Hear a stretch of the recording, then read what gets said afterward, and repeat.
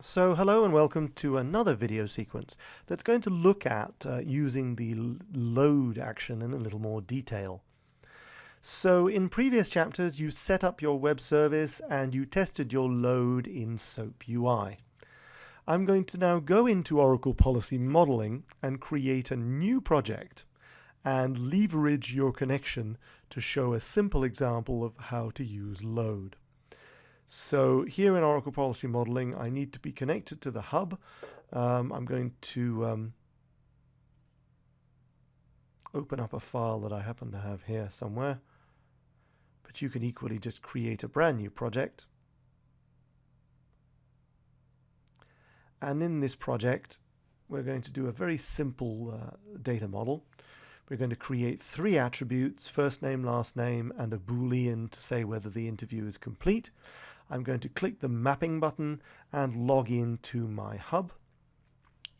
And if all goes well, when I log into my hub, I should be presented with a list of precisely 1 connections. In fact, it may even select it by default. There it is. That's my connection that we created a few hours ago. It's busy retrieving the data model. And eventually, we should now be presented with a list of mapping settings. So I'm going to say, for the purposes of my example, that I'm going to load a contact. I'm not going to do anything with it. I'm just going to load it.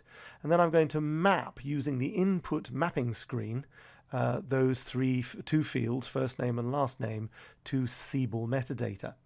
I'm going to create an interview and I'm going to place them on the screen.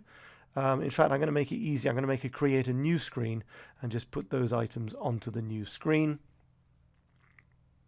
I'm going to call it Siebel, are you there? Or something silly like that. Of course, it would help if I could type. So we have 2 attributes on this page. Each of them is mapped inbound. And I'm going to make sure that I deploy my project to my server and copy the URL. The URL, I'm now going to give an example of completing it using a familiar Siebel row ID. So in this case, this project has been set up to use the connection. It's set up to have 2 inbound attributes mapped. So I can simply drop this into a browser and hey presto, I can see the data that's come in from Siebel.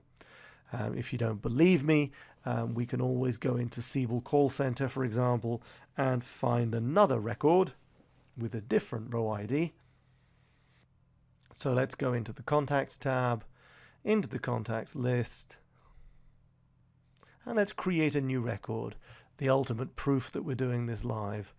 We'll call this person unknown person. And we'll retrieve the row ID from the menu. There we go. And I'll pop that into my URL.